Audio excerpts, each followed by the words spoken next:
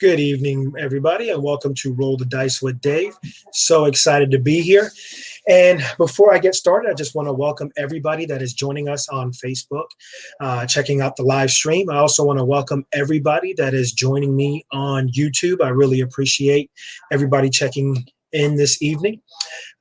Also, I want to remind everybody that if you get a chance, please Roll the Dice with Dave. It is my fan page on Facebook. And go ahead and share. Please let everybody know what we have going on here. So like and share. I would greatly appreciate that. I also want to remind everybody, if you're going to be interacting, please don't hesitate to use the hashtag Roll the Dice with Dave. And if you end up catching this on a replay, so if you've missed the live broadcast and jump in on a later date, go ahead and use the hashtag replay. So this way I know that you are coming in and checking it out at a different time. Also, those of you that may be interested, please don't hesitate to reach out. I've had several people reach out, shown a lot of interest in different topics that they would like addressed and also wanting to be guests. So please send an email to rollthedicewithdave@gmail.com. Would love to have you on the show and would love to discuss any topic that you find interesting. And I also want to give a big thank you to everybody who's been supporting me. I've gotten a lot of feedback on what I can do to help improve the show, and I really thank everybody that's reached out. It really does mean a lot, so I greatly appreciate that. And all of you that have just turned in or tuned in to watch the show, again, a big thank you. I truly appreciate you. Also, I want to remind everybody I'm Latino. We are moving into Hispanic Heritage Month. So from September 15th to October 15th, we do have Hispanic Heritage Month. Please check out the culture. A lot of great things come out of the Latinx Hispanic culture. It is a great time for us to celebrate, and we'd love for you to celebrate with us.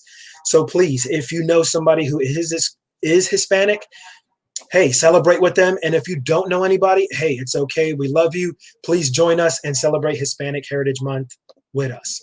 And also, I want to give a big happy 45th birthday to my brother Damien, who has been one of my biggest supporters.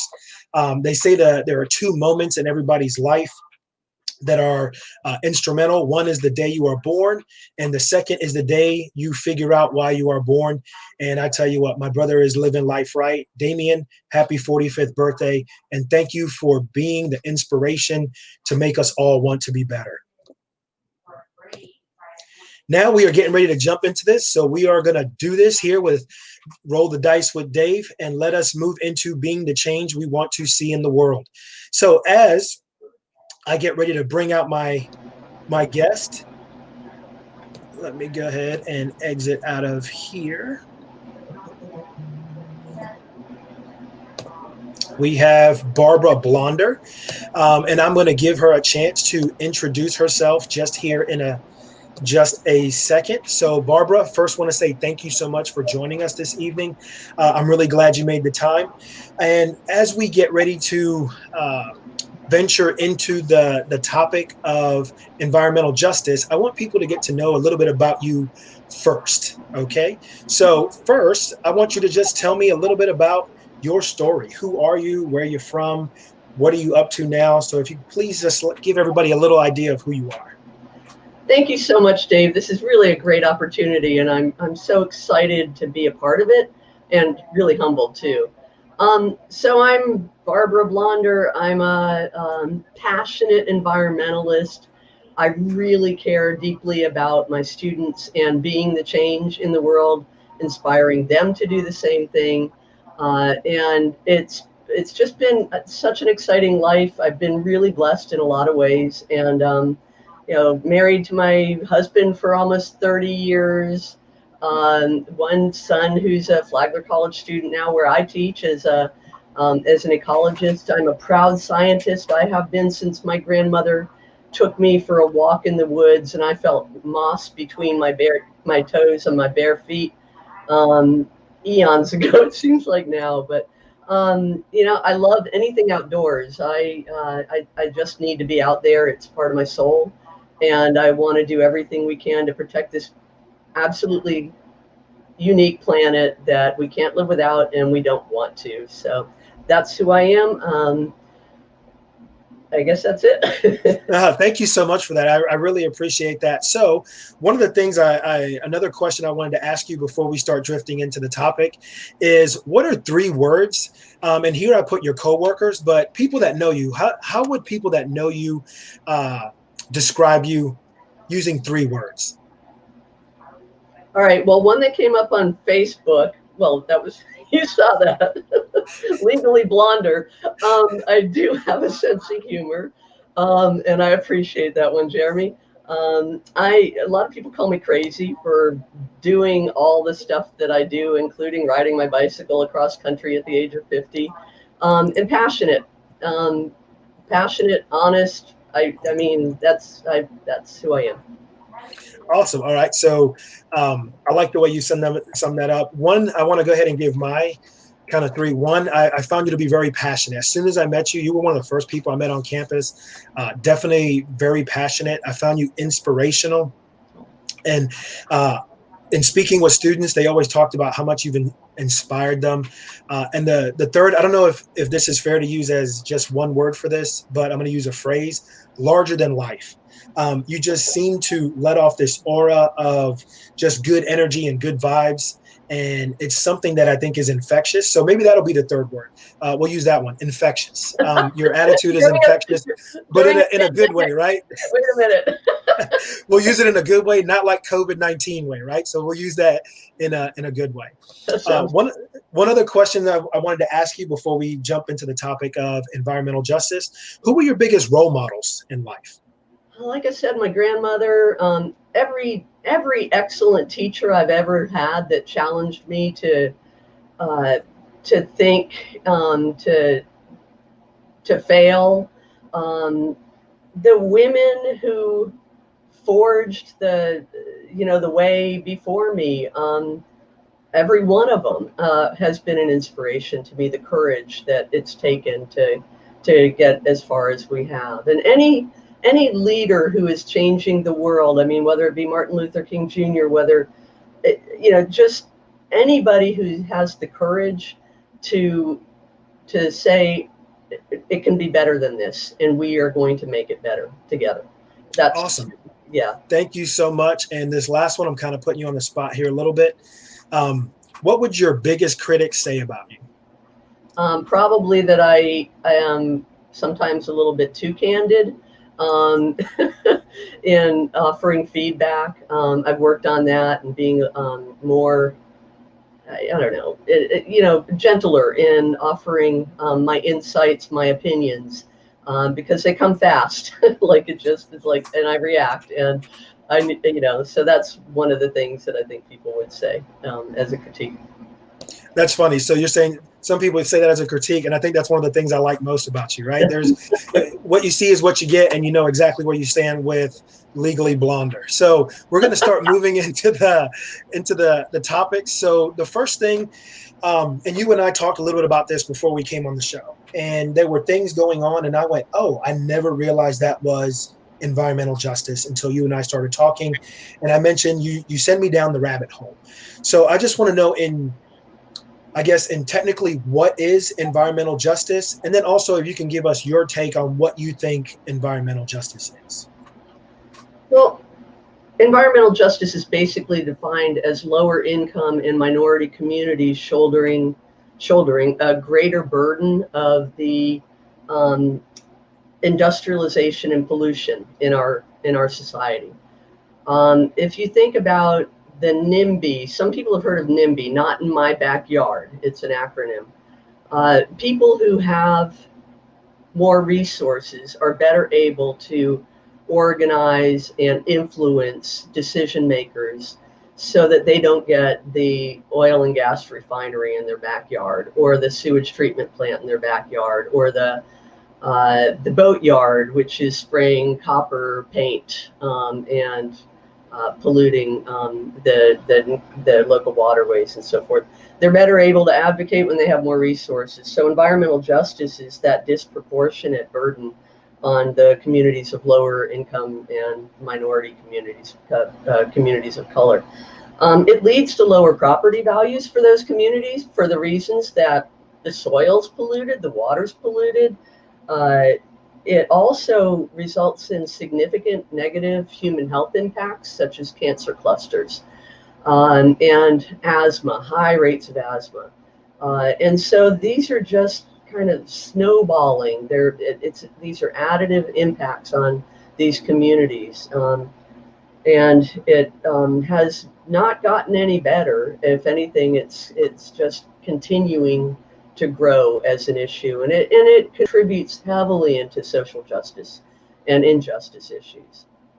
Okay, so do you mind providing maybe a couple of specific examples? Because some people may still be sitting there going, oh, I think I know exactly what she's talking about. Oh, maybe I don't know exactly what she's talking about. So do you mind just giving us a couple of specific examples that would fall under the category of environmental justice? So the one I use in my environmental science classes in the textbook is the mountaintop removal, which happens in places like Kentucky and West Virginia. And that's to get at the coal without sending miners down into the shafts. It's a much cheaper way to do it. But the communities, including the coal mining communities, the people who are employed by the coal industry, end up having significant flooding, having deforestation, having bad pollution, terrible pollution, and then it ends up where it's a dead town. There's nobody wants to live there anymore because the situation is so bad. So that's the classic example of environmental justice in poor communities. Right now, with two hurricanes hitting the Gulf Coast, Sally right now, and I've lost track of the other one. We're running out of alphabet. But what is happening right now is that the oil and gas refineries have undertaken what's called flashing, and they basically vaporize all of the everything that's in the pipes within those industrialized refineries. They vaporize it and release it all at once into the air. And so these are volatile organic compounds that are known to cause cancer, and they're being dumped on the people in the communities around these refineries right now. And so that will lead to significant health impacts in the future in all likelihood. Locally, we have several examples, and cut me off if I go too long. No, please, because it's like we were talking about earlier. I would mention I think this is an environmental justice issue, and I don't know if it's because of COVID and sitting at the house, being able to be more aware of what's going on. Yeah. This popped up on my radar, and I said, man, there's a lot of things going on that if I don't get involved in trying to take care of the environment, not just my kids, but potentially my grandchildren may not have an environment to enjoy it. And this is something that's really popped up. So please feel free to continue. No, thank you. I mean, you could look at the global situation with indigenous communities from this country all the way to the Amazon, and they are being hit hard by the extractive industries because they don't have a powerful voice. So that's another, there are tons of examples of that. Locally, and this is frankly shameful, but this is true in communities across the world. In Lincolnville, there was a landfill, a dump. It was begun in, I'm looking at my notes here, I think it was 1905, and was finally shut down and capped off in 2006. I've been here, my family's been here since 2001. So this is recent history. And the waste of the city of St. Augustine went into Lincolnville, just south of the Willie Gallimore Center, where the Eddie Vickers Park is now. And that's where it went. And anytime it rained, any of the pollutants that were in that dump, that leached out into the surrounding estuary and into the surrounding community. And continues to some extent to this day, in another form, but I'll get back to that in a second. But that dump, that landfill was capped off in 2006, if I have my dates right, all of the material in the dump was relocated by truck over into West Augustine. So it went from the historically Black community in Lincolnville over to the currently minority dominant community in West Augustine. in it's called the Old City Reservoir. It's a borrow pit where you have basically a lake that's a result of mining for limestone or fill or whatever else it might have been. So it ended up back in one of our minority communities. It never went away. Then another example would be the fact that many of the people in West Augustine, the residents there, are still on septic for their wastewater treatment. And it is expensive to maintain septic systems. They fail, and they contribute substantially to water quality issues. We are surrounded by estuaries. That's the base of the food web, that Matanzas Inlet and the St. Augustine Inlet and all the marshes and mangrove swamps. That's where the shrimp, that's where the seafood, all the fish.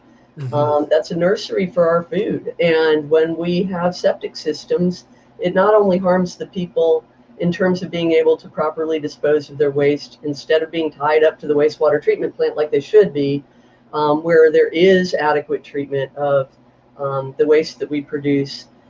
These septic systems fail and lead to local pollution, as well as the pollution of our estuaries, which we all suffer from. And you mentioned a very interesting point, because being a new person to St. Augustine, roughly a year, trying to get a feel for the area, I just kind of drove around St. Augustine, and it was really easy for me to pick up on where the other side of the tracks existed, because it's literally on the other side of the tracks, right? Yeah. So you go to the other side of the tracks and you see a lot of these issues. And I found it interesting that in getting here, yes, I saw there were issues, but in having a conversation with you and talking about environmental justice and looking back on it now, I should have picked up on it sooner. It moved from one black area in Lincolnville, which is where Martin Luther King actually walked, and they just literally moved it to another black area. And I think it stays on my radar so much is because I go over to West King Street to get my hair cut. So I go to, quote unquote, the other side of the tracks to get my hair cut. And that's where I feel the most comfortable. I can walk in, speak the language, love going to the black barbershop and the culture there. But that's the area of St. Augustine that has been impacted just tremendously because of a lack of people's care for environmental justice in this city. Mm-hmm. Yeah. So then one other example would be the gentrification of these areas. When we look at sea level rise, when we look at flooding, I'm guilty of it too. I looked at West Augustine because it has higher elevation, and my home floods now during bad rainstorms. It's getting really close, and never mind hurricanes. So that also is part of the environmental justice issue, is the migration of people who have more resources away from coastal flooding and into communities that are nearby, but did not previously have these members in their communities. And it's funny you mentioned that, because you see so many things kind of snowball. So we're here, and I was a little surprised at the housing prices just in general in certain pockets. And all of a sudden that part of town becomes a lot more attractive if you want to stretch out your housing dollar. And then as a result, like you said, the gentrification, we'll probably now see, if we're going to have a certain kind of person moving into this area, maybe some of these issues then will start being taken care of. And then as minorities move into a different area, then those areas start to become neglected, and there's your environmental justice issue kind of popping up again. I do have one comment here I do want to bring up. This is from my aunt who lives in Myrtle Beach. She said Rosewood is a good example. The HOA, they just don't care and let the flood come with no help. The land is now is contaminated, and the water is directed there. And Titi Nani is, she lives there in Rosewood Estates. I have another aunt and uncle that are in Rosewood Estates. And I remember as a kid, the flooding issue wasn't there. And if my memory serves me right, they said they would bring in these barges that would dredge to keep the water levels down. And they don't do that anymore. So this neighborhood floods. Wow. And the idea behind it, again, and speaking with other people, is hey, if it floods and we get these people out, we can look at taking over this, start to then put things in place so we don't have the flooding. We can build much more expensive housing and essentially move a different class of Mhm. person into this area. And And those are things that and all raise fall under yeah, environmental justice. and raise the tax base while you're at it. Yes. So yeah, I mean, she's absolutely right. There's no question. That's a classic example. So moving on to a next little piece right here, because you see some of these memes that go out. I was today years old when I learned about this or that. So I guess I was 2 weeks ago old when I really started getting a better picture after a conversation with you about environmental justice. Yeah. So my question to you is, when did you really begin to take an interest in environmental justice?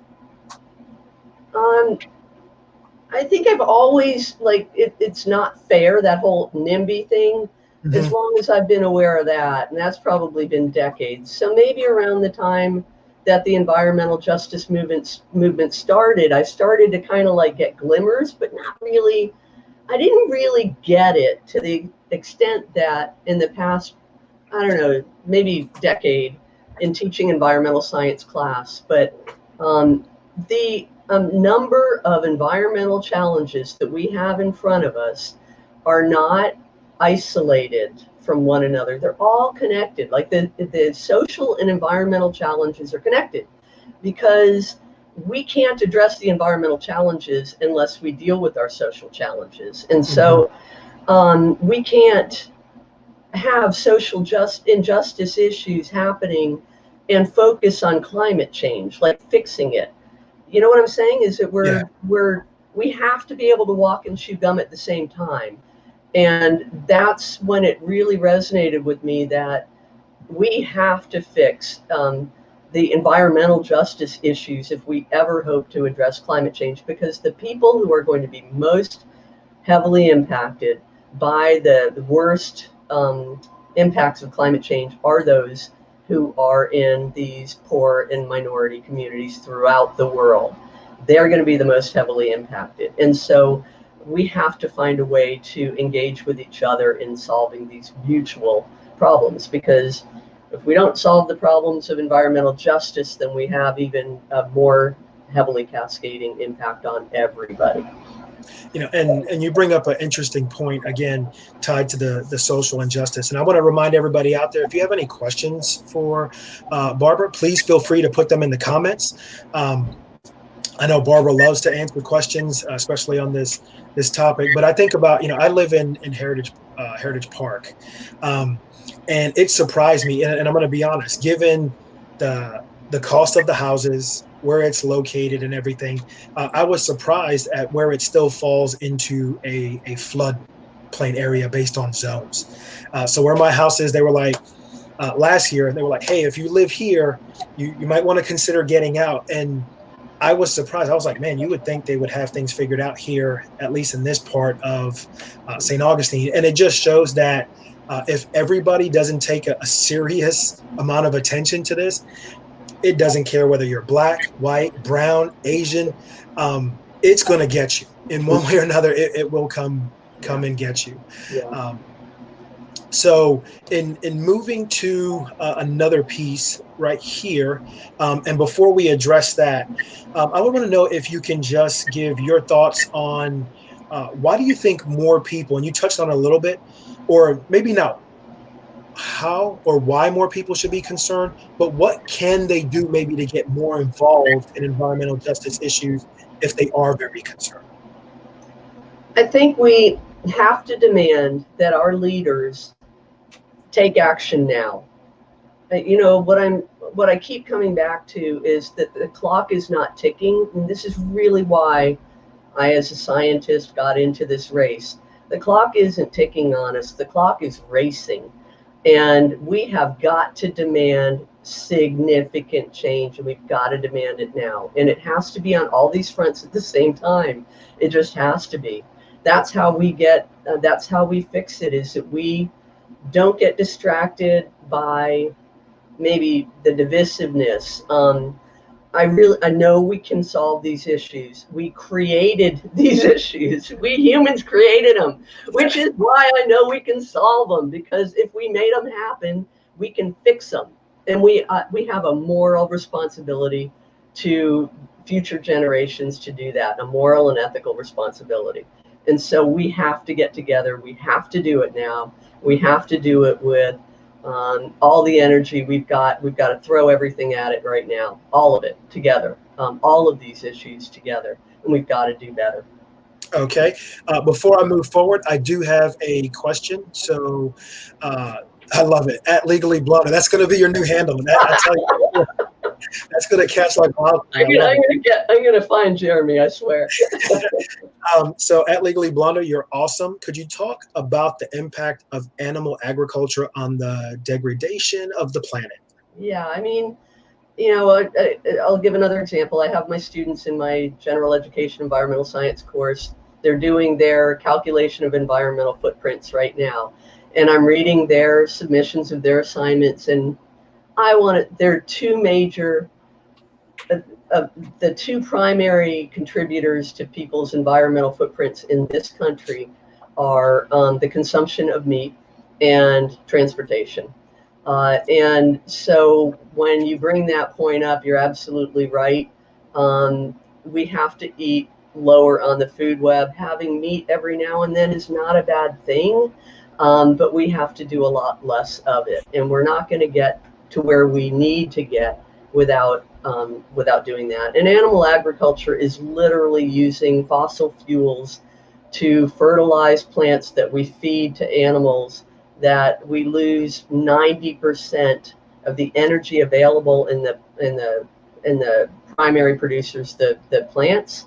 We lose 90% of it at every trophic level we go up. So cows are herbivores, fine. 90% of the plant material that we use to feed those cows is lost to heat and waste. And I'm not even talking about the water it takes to fertilize those plants to feed the cows, nor am I talking about the water it takes that a cow will drink. So it is a significant impact. And as more countries become more developed, say China, the more meat they're eating, the harder this problem is to tackle. So I know I'm going to sound like a tree hugger, but I encourage everybody to have one less meat meal a week. Seaweed is awesome. I'm not joking. And just looking at alternatives, try to plug some other things in. We found, what are they called? These king mushrooms that honestly, when you prepare them right, they taste like scallops. So it's like, that's awesome. I want to become. What? I'm going to have to try that. Yeah, I'm going to have to try, because I love scallops. So I'm going to have to try that. You can get them at Asian markets, but it's just like there's all kinds of great food out there, and other cultures have discovered all of this, and we just need to do less of that meat eating. Well, and it's funny you say that, because I just talked about Hispanic Heritage Month. So being Puerto Rican, meat, steak in particular, is a big part of what we eat. So as you're saying that, I kind of had my feel crappy moment, because you mentioned two things, right? So you mentioned meat, and then you mentioned transportation, and I probably don't do my part to help the environment in transportation. I drive a truck, right? So when you look at those aspects, I'm sitting here going, oh man, what am I doing to kind of help? And then my son drives a 1974 El Camino. You want to talk about a gas guzzling, right? So as a family right now, we're kind of 0 for 2 between me and my son helping the environment there. But I got to tell you, I've got Tesla envy. We have one car that my husband and I share, and it's a Chevy Volt. And you drive an electric car, and you will never turn around and go back. My brother says that. My brother drives a Tesla, absolutely loves it. Before we move into this right here, I do have another question that came up. Ed McGinley. It's good to see you out here, Ed. Thank you for joining us. In your opinion, do local elections or national elections offer more opportunities for remedying inequality when it comes to environmental justice? I feel like local elections do, because we know the people in our communities. They help us understand each other better. We can have conversations with them that we can't do in the, national and international levels. I think, that bumper sticker, think globally, act locally, that really, it matters what you do in your own community. So I think the leverage, the best leverage we have, Ed, is probably that local action. I think that's a great question. So, and there was another comment that came up, and I'm going to put this up because, again, this tied into what you were talking about, finding food alternatives. And I'm going to have to take your word on it. I don't know if I'm going to jump in on this. But it says scientists in the U.S. found a red algae that tastes like bacon when prepared. Yeah. I don't know if I'm going to take that jump. Maybe one day. I might have to live in St. Augustine a few more years before I take that jump. I have another comment that says bacon is better than seaweed. So that aspect there. But but this is something there, and I will say this: my daughter, my 13-year-old daughter, she doesn't eat a lot of meat products. She doesn't, and I applaud her for it, considering that a lot of times in my household we're sitting down and we're eating some kind of meat product. So that is a tough thing to do because they also make it so expensive to live that kind of lifestyle. Yeah. Oh, it's brutal. Yeah. So I mean, the thing for I would just caution everybody not to feel guilty about what you're doing. Just try to do some different things too. And the thing is, there's so many ways to be more sustainable. You can drive that big truck, but do some other things to offset that big truck. You know what I'm saying? There, it's just. I think if we just start feeling guilty about everything we do, then we get nowhere. We just thank you so much for saying that. You just made me feel a whole hell of a lot better. Thank you so much for that. At Legally Blonder, appreciate that. And here's another comment that came in, and I agree with this one. Murph, locally changing things takes a community paradigm shift.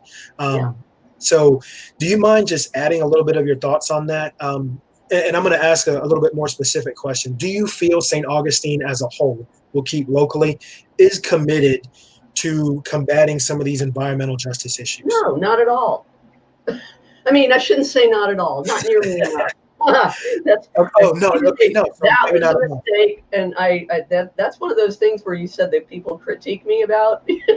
But whatever came into my head just came right out. No, we do some things, but we don't do nearly enough. And I think that we do need, without a doubt, this community needs a paradigm shift.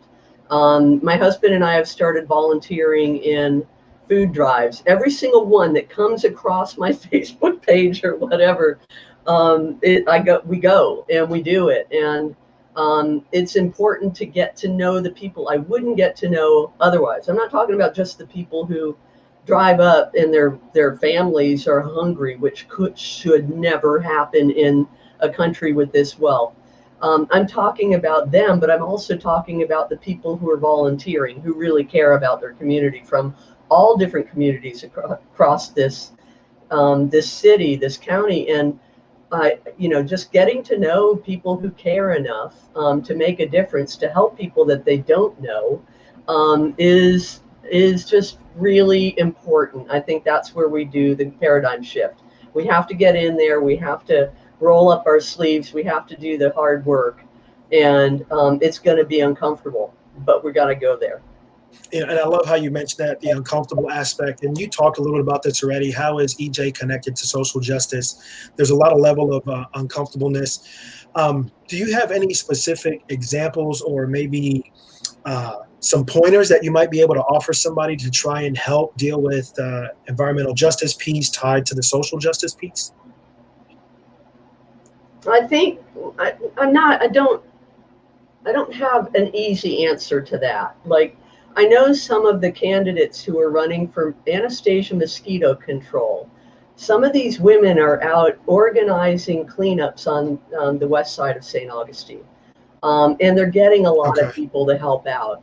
And that's one way to do it, is to get into the places where these social injustice issues and these environmental justice issues are happening, and see it for your own eyes. Like, my husband's been working at Murray Middle School for 15 years, so we know West Augustine.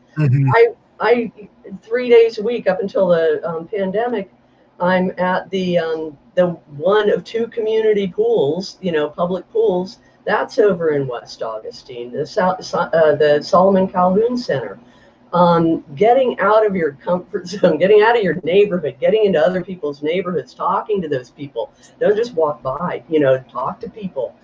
People, you know, there are people who are going to shun me, and that's fine. I get that, with my white skin and the trust issues that could go along, I get it, but that doesn't stop me from trying to have the conversation. That's awesome. Thank you so much for saying Well, that. And one little thing there that's crazy is I know some people who have lived here for years, and the only time they've actually seen where the Murray Middle School area is when they're driving from one side of town to head to Lowe's or to Walmart or to drive out to St. Augustine Beach. And they've lived here for years. yeah, So yeah. what you're saying, it really That's is my dog. resonating. Sorry. No, that's right. Your dog's excited about social justice too, right? The dog wants his bacon, so that's where he's coming from there. I want to pivot a little bit, and your political career is something that's new, and I just want to ask a few questions because I feel this still directly ties to the topic of environmental justice that we've been talking about. But what made you decide to run for the St. Augustine city seat number 2? Well, again, I feel like acting locally is probably right or wrong. I think that's where the biggest impact can be made. It doesn't mean you don't stop acting, nationally and globally as well. But it started in 2006, and the March for Science happened, and I'm a scientist, and so we went to Washington, D.C., and we marched. And there was a call to action for scientists to get involved in politics. And that kind of put that kernel in my brain. And I'll just quote something from Scientific American today. And I'm not going to quote it directly, but it said, in the 125-year history of this journal being published, we have never endorsed a single candidate, but we are doing it this year because Awesome. the science has been not just sidelined, it has been, I don't have a word for it, but science is how we have medicine, how we survive cancers, how we have, how we've gotten rid of polio, how we have cell phones, how we have airplanes, science isn't all good, but it has a lot of the answers, and they're in front of us. And for us to actively disregard the science and lobby against it is not getting us where we need to go. So that's really why I ran. I never had the inclination of being a politician. I just felt like in trying to inspire my students and say that you can't curl up in a fetal position and give up just because you feel guilty about all the things you're doing wrong environmentally. No, let's do everything we can. Okay, I'm going to throw my hat in the ring and give it my best shot. And, and that's why I'm running. That's awesome, though. And sometimes you just never know where these things are going to come from. Yeah. So this next question I have for you, still revolving around the political aspect. So when you win, what do you expect to accomplish in your first 100 days? I expect these issues of environmental justice, I expect to be able to get these issues onto the agenda within the first 100 days of every single city commission meeting we have. Awesome. Awesome. So another one, how long do you expect to stay involved in the political arena? That's a great question because I have not been in the political arena before, other than chair of the faculty senate at Flagler College.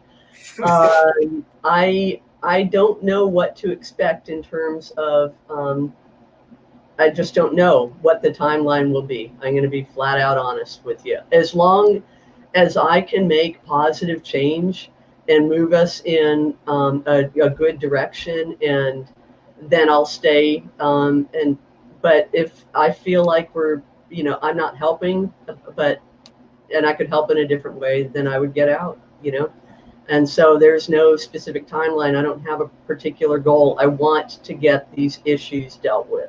period, end of story. All right, so I'm going to ask you a hypothetical from this standpoint. So let's say we're 5 years down the road. Let's say you're still in the political arena. What would you like to see accomplished in 5 years in the area of environmental justice in St. Augustine?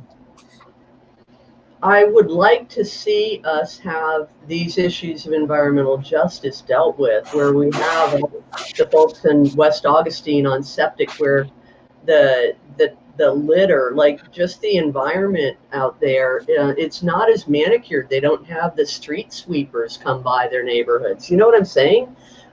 It's the sidewalks aren't pressure washed, and like they are in downtown. You know, that it looks different because it's treated differently, and that's expensive to do that. But you know, we don't have that in North City. Even they don't pressure wash our sidewalks. You know, but it certainly is an expectation that you take pride in your surroundings. And I'm not saying you do that through gentrification. I'm saying you do that through dealing with these environmental justice issues. And I'm not sure I answered your whole question there. I lost my train of thought. And I'm sorry, my mic was muted. You touched on kind of where we were going, but I think that was, and I'll be honest, a little bit of a loaded type question, because who knows where things are going to be as far as St. Augustine. I hear a lot of talk about things people want to see done. yeah, But again, I hear that some of these issues have been discussed and talked about for several years already, and they really haven't been pushed forward. yeah. And then you wonder how things are going to move forward with some of the social justice issues that we've faced here in St. Augustine recently. So we do have a couple of questions that I want to bring up for you. I saw some great questions come through. Yeah. So who plays the biggest role in creating change in your community? That's a great question. That's from Amber Mosier. And just so you know, you're stuck with that handle now. When I see you on campus, That's you're going to be, oh, that's going to be awesome. Yeah, that's going to be great. Amber, you've had some great questions come through, and I think that each of us plays the biggest role. I think we hold our leaders accountable. I think we get engaged. I think we attend city commission meetings, St. Johns County Commission meetings. I mean, what I really want to accomplish in winning this race is to build a sustainable community. This is going to be a model community. The city of St. Augustine can be a model throughout the world. We have a unique opportunity, and that's what I really want to accomplish. So we do that together. We each make choices, like when you replace your roof, if you own your house or your landlord owns your house and the roof is replaced, instead of putting a hot roof on, which is a dark colored roof, you put a cool roof on. Costs the same amount of money and reduces the urban heat island effect. Like, what we really need to do is educate ourselves. That's where it comes down to, about these issues, the things that we find are most important to us. And so I think it starts with the individual. Each of us is actually more powerful than I think any of us imagines that we are. Cool. And we have another one here from Anna Gilbert. Do you believe that EJ is rooted in environmental policy changes or in social change? Social, absolutely, in social change. The policies are there. They're being ransacked every day nationally. But the policies, we have good environmental policies. They have been in place for a long time. They don't differentiate in terms of what they call for. They do differentiate in how they are regulated and how they are enforced. So if there's no enforcement of a policy, then you have a hazardous waste site, or a Superfund site, and so that, I think, is social. I think we have to have equal enforcement of policies that are on the books, and make sure that they stay there. Yeah, that's right. Not just have, but make sure they do stay there. And I like this one. So, Ed McGinley, what can your supporters do to help your campaign? Well, unfortunately, I've had to bend to everybody who said, Barb, you have to have yard signs. So, okay, I have yard signs. My team will, I have it, and I have a spreadsheet. So as many people as I know who have a yard sign, get a yard sign, we're going to recycle them. So if you want a yard sign, put it up in talk to your, so I need to get my name out there. I'm running against a 12-year incumbent. Talk it up with your friends and neighbors. People who are like, who's this legally blonde person? Like, what does she stand for? That doesn't sound like a very serious politician. Send them to my website, which is www.blonderforcosa.org, to see what my priorities are, my strategies. I have a weekly sustainability video series, Facebook Live. It's nothing as good as Dave's got going on here, but tune in and share on social media. But it's we did urban heat island composting and water and wastewater in the past 3 weeks, and I've got 4 more coming up. So that's the 7 Sundays, right? That's the 7 Sunday series that you're doing. Yeah, that's actually pretty cool. That is pretty cool. I checked it out. It's at 4:15 on Sundays, and if you miss it, then we're putting it on my website by usually Thursday of the same week, and all of them are up there. Getting the word out, spread my name out there, and I will have some. Email me.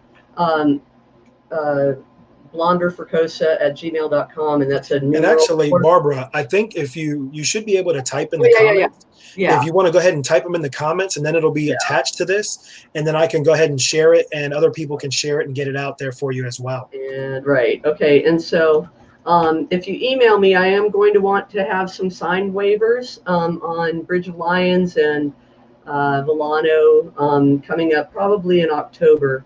I don't want to get anybody overheated standing out there waving signs. It's still summertime almost in St. Augustine, right? It felt a lot cooler today. When we went out to do field work, everybody's like, oh, thank God there's cloud cover. But yeah, these questions have been awesome. Just really great. Thank you. Oh, you're welcome. So I'm going to go ahead and I think I got one here. Let me go ahead and throw that out there. So here is one. This is the website. So this way everybody can go out there and check out the website. And here I'm about to go ahead and post in the comments, throw out the email address. So if anybody wants to reach out, see what they can do to help Barbara get her name out there, and I'd be more than happy to have a sign, and I'll even be out there waving the flag on, waving your sign on the Bridge Alliance. So you can definitely count me in. Awesome. Count me in for that. Awesome, thank you. No, you're definitely welcome. It definitely is a pleasure knowing you, and being able to I feel lucky that I get to interact with you pretty much on a daily basis on campus. So I really appreciate you being here, and I want to give you one last opportunity here into the final thoughts. Please feel free to share any final thoughts you have, any calls to action you would like people to have for you. The stage is yours. Please take it away. Well, I'm an academic, so I could talk for a long time, so I'm going to make sure that I don't. First of all, Dave, I want to thank you for this great opportunity. It's really been a pleasure, and what you've brought a ray of sunshine to Flagler College. We're lucky to have you here. And those of you who have participated, who have tuned in your, I'm sure, terribly busy schedules at such a chaotic time in the world.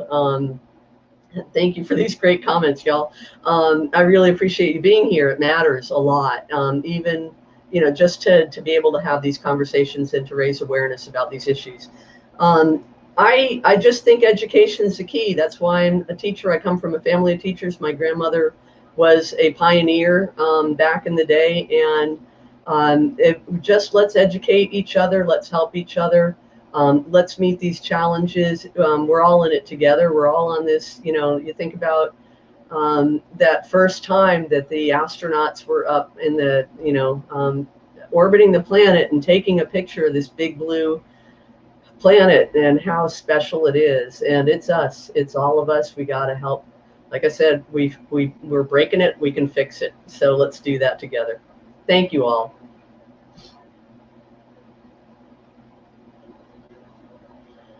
Again, thank you so much for joining me this evening, Welcome. Barbara. I really appreciate it. And everybody, please reach out. Let's get behind Barbara Blonder, push her to this seat two. So this way, in 100 days and then years to come, we can make sure that environmental justice and social justice is at the forefront, not just in St. Augustine, but around the country. Thank Barbara, you. thank you so much, and I hope you have a good evening. Now, just to kind of wrap things up, next week we're going to have a conversation with another amazing person that I know at Flagler College. Beyond the politics of politics, I'm going to be speaking with Lorna Bracewell. She's a political science professor at Flagler College. She also has a website if you want to check out some of the things she's done. She is an amazing individual and breaks it down in such a way that no matter what side of the argument you are on, you're definitely going to want to listen and check this woman out. I tell you what, Lorna is amazing. Also, moving forward, if you guys want to share and connect in different ways, please check out my fan page. It is at Roll the Dice with Dave on Facebook. I also have my regular profile page at David Rivera Jr. I do have a Twitter account at El Leon de Flagler. Please feel free to reach out. And Instagram, Rivera D, the Flagler Prof. So looking forward to interacting with everybody as much as I can. I hope everybody has a great evening. And thank you so much for tuning in. And I hope you guys have a great night. And let's continue to be the change that we want to see in the world. Good night, Facebook. Good night, YouTube. Everybody have a great night.